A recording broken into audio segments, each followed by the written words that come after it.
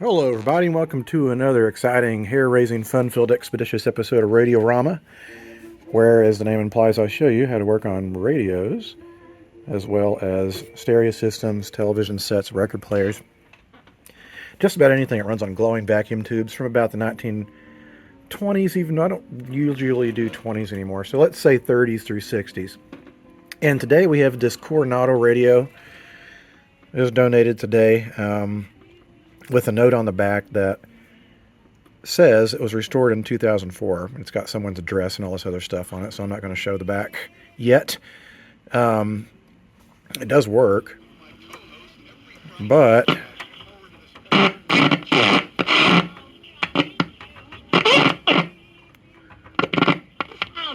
Fun counts. People don't get. got some contact issues going on here. Good question. Tonight, crime movies. Tell me why. We've seen the spray painted, the art.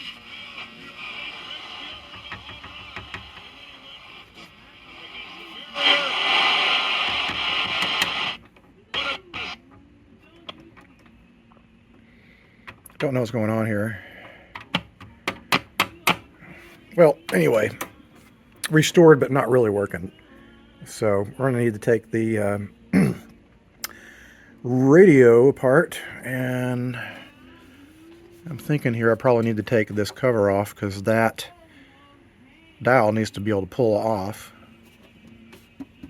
That's my guess. I've never worked on this model before. It's kind of an oddball one to me. It looks like a chintzy plastic AA5 that they've also incorporated into a wood cabinet. I mean, it's pretty stylish, but I don't know. Chintzy.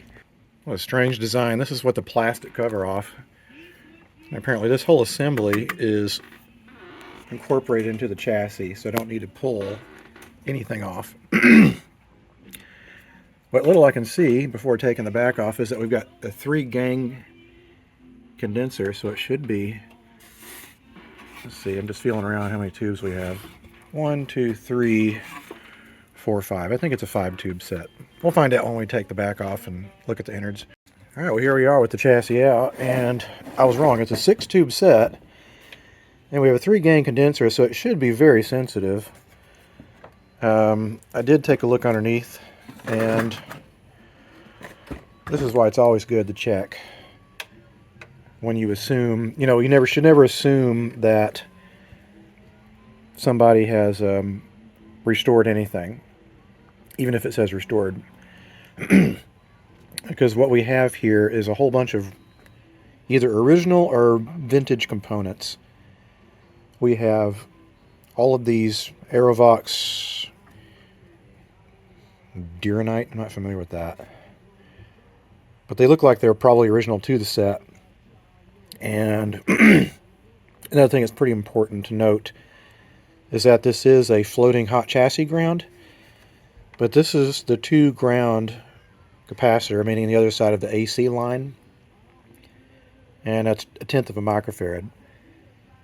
And that's about 10 times too high for today's standards. We need to knock that down to 0.01 microfarads, and it needs to be an X2Y2 across the line rated cap. Likewise, excuse me.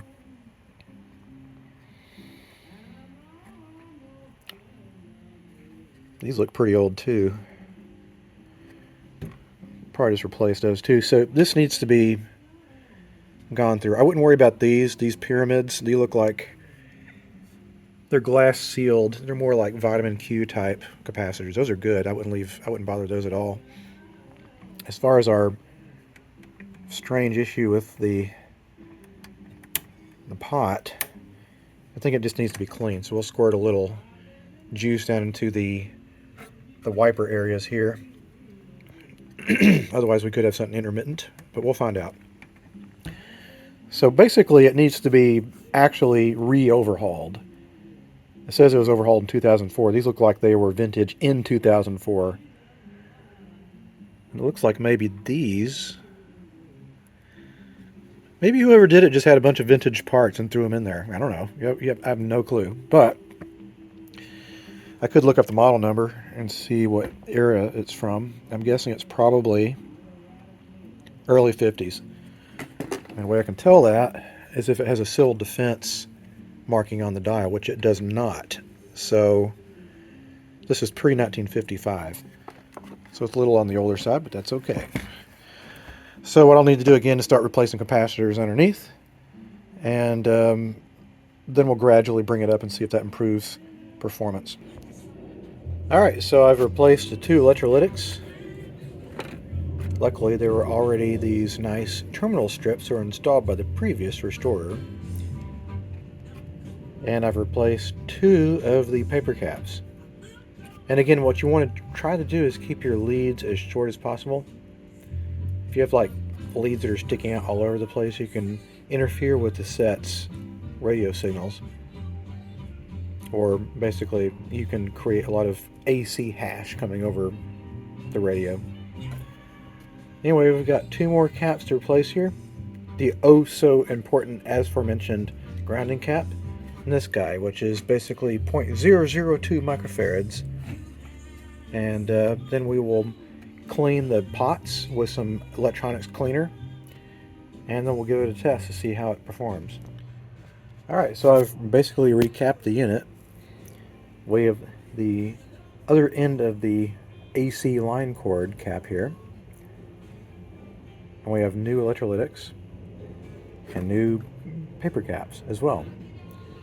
So I think the next thing I'm going to do is clean out these volume controls.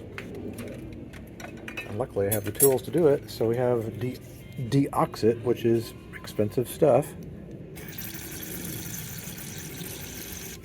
And I'm just going to flood these volume control and tone control pots with deoxit.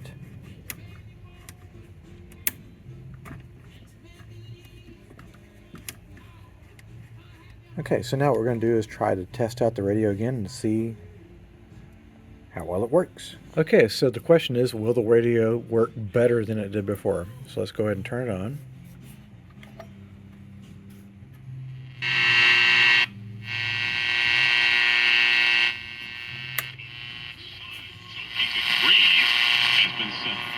To 2.5 years. We don't know, Tehran, that. They're leaving it anymore, but instead they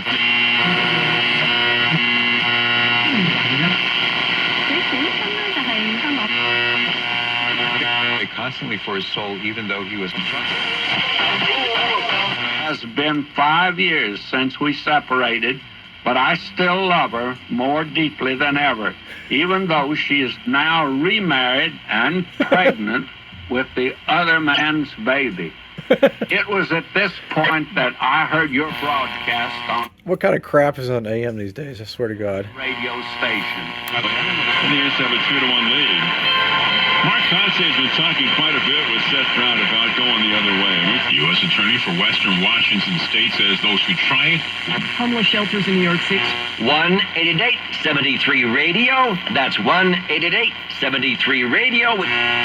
With more than 24 watch robberies so far this year, police are advising people to be vigilant and to hide away valuables or leave them at home. Steals all year. I gotta say, it's pretty sensitive. Anyway, we're well on our way to like recapping this radio. I think the next thing I'm going to do is make sure and lubricate all of the bearings and the contact surfaces in the tuning condenser. That'll make for better contact. And probably some general clean up the top chassis here. Clean the tubes, clean the tube sockets, put some electronic cleaner in the tube sockets. All you do is basically make it more sensitive and more of a satisfactory radio. Alright, the next thing to do is do a safety check. I want to see how much current, or rather how much voltage is getting to that chassis. We should have suppressed the amount of potential going to chassis because of that orange safety cap. Again, it's an X2Y2 cross the line safety cap. And what you want to do, I've got a rig up here that I can reverse the polarity, and that is running into my fluke meter, which is set for 2 volts AC. My maximum threshold is 0.6 of a volt. And so I have a little probe here that I can touch. D chassis, it's fully warmed up. 0.43 and some change, almost 0.44. So that's 0.2 of a volt below the max threshold. So that's well within our safety threshold, so it can resume. With the restoration, the electronics are basically restored. The only thing left is to add the oh so famous audio input feature that I add to all my sets. Well, not all of them. Some of the historical sets I won't. But that's the next step, and luckily there's plenty of room in this chassis to do that. I'm actually wanting to get this done because I have yet another stereo console that came in. It's been a summer of consoles, I tell you. Alright, so here's what we're going to do. We're going to add a isolation transformer to isolate the user electrically from any potential current that could come through the radio to the audio input feature. And how we're going to do it is this. So we're going to go in through the volume control. And this one actually has 2 controls. There's a tone control and a volume control. And the volume control is this guy in the back. It has the switch integrated into it. And you can also tell that it's the volume pot because we have this lead here that then goes to this lead here, and then this resistor and this resistor both, they splice out and go out to these 2 IF transformers. So that's where our radio signal is ultimately getting sent from to the volume control. And so this is the top of the volume pot. There's a middle and there's a bottom, and the bottom is the ground. And you can tell this is a ground because that goes to the other side of the switch, which then goes this wire, which then goes to the collective negatives of the electrolytic capacitors. So what we're going to do is get one of these guys. Now, people have asked me, where do I get these? If you want to take a screenshot of that, I can't see what it says, YMDC, I believe. I get these in bulk off of Alibaba, and you have to buy about 100 at a time. So that's not practical for most of you folks who are just doing this as your own personal hobby. The alternative is that you can take apart a wall wart. You know, those things that you plug your phone into, steps 120 volts down to like 6 volts, 12 volts or something like that. You can do the same thing. And you can crack it open with a hammer, and usually the transformer is a little bit bigger than that. And what we're going to do is we're going to face the primary side, which is the primary being where the 120 volts would have come in. That's going to go to either side of the volume pot. So the top and the bottom. The top being the radio signal side, the bottom being the ground side, which I just indicated. And then the incoming audio is going to come in through the secondary side, which is the low voltage side. And what we're going to do is, because obviously we're not going to have stereo coming out of one speaker, is we want to run the right and left channels together. And some people just twist the right and left channels together on the incoming audio. That's not good. You can actually damage your inputting device doing that. So what we want to do is mix the 2 channels together properly. And it's pretty easy. You just get a couple of resistors. I'm not good with my resistor codes. This is a 90-something ohm resistor. You can go anywhere from 75 to 100 whatever ohm resistors. You tie 2 ends together, and then your right and left channel go through either end that are not spliced. Make sense? Are you here? Are you sticking with me? Now, the last thing that we need to do, and this goes on the primary side, is going to the top of the pot. We need to make sure that we add a little bit of a shunt to prevent messing with this set's automatic gain control. Most radios starting in the 30s and onward will have what they call an AGC circuit, and that basically keeps that basically adjusts the gain automatically. That's hence the automatic gain control. And we found that when keeping these in circuit, that kind of interfered with that, and you would get some sort of heterodyne and strange interference noises in AM. the last thing we'll need to do is install a switch. And what we're going to do, this is pretty obvious here, we've got one lead going to the top of the volume control. And that's where our radio signal is feeding down in through. And when the user is going to listen to their audio, meaning through their device or phone or whatever, then we need to have the ability to cut that out. So we're going to put a switch wire here, and we'll run a little wire to this switch here. Anyway, my wife just pulled up in the driveway, so I need to help her unload groceries. Okay, so the system is installed. We have our isolation transformer with the two right and left channels tied together through the aforementioned resistors. And then we have our little resistor and cap to preserve the set's automatic gain feature. This goes to the bottom of the pot, and then we have what I wound up having to do. I thought, well, surely this was the only lead going to the top of the pot, so I thought I could put a switch there, but the radio was still coming in loud and clear. I think it's a little more of a sensitive set. We've got an extra tube in there, so I wound up actually having to come off of the 12AT6 last pin, I believe, of pin number. No, it's not the last pin. It's the next to last pin of AT6, 12AT6, and that was going to that transformer. And I disconnected that, and voila, we got nice clean audio with no radiator interruption.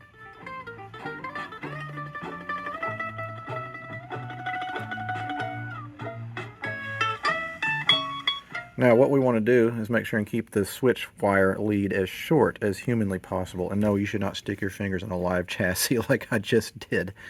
But sometimes if you have a long length of wire for the switch, that can sometimes cause the switch wire itself to act like a sort of antenna, and you might get a little radio interference. So we just want to keep it as short and sweet as possible. I'm going to put that switch right through here, and then we'll do a little bit of a final test to make sure everything's firing on all cylinders still. Well, I basically have got the set completely restored, and it wasn't until the very end that I just kind of had an epiphany, which is I saw this hump here and I thought, well, clearly the chassis was meant to slide into a cabinet that had a hump here to align it. And so I had this little bit of a strange thought, which is I started looking a little more closely at this cabinet, and I thought, well, first of all, it looks like a completely different era of cabinet. Second of all, I'm seeing what looks like, that is my cat. What's the matter? What are you me on about? Kemper? Oh, well. Anyway, sorry. Cat drama. I think what's happened is that the original plastic case got busted or something, and someone decided to retrofit this case from a different model, and probably even a different brand. But you know what? It looks good. Like, ordinarily when people Frankenstein stuff up, it looks terrible. This works. I think the wood and the plastic go well together. Now, for a radio collector, this probably is worthless, but for the general public, I think this has great promise. So I'm not. It's one of the few times it really doesn't bother me that much, because I think whoever did this combination had a good eye for styling. So I think this probably originally did unscrew from the front of the original. Actually, it's interesting here. We've got some obvious filing down. We've got some stuff that looks like it's been chiseled off. Whatever. It's time to do a final reassembly and test to make sure everything still works, and I think we'll be able to call this one done. Okay, so FRANKENRADIO, or FRANKENCORONADO, is now done. Again, it doesn't really bother me. I mean, I think it kind of works. I think I need to be upfront and honest with whoever gets it. Like, this is not how it looked when it came from the factory. It is a amalgamation of two different eras, two different radios, but we got it working pretty good now.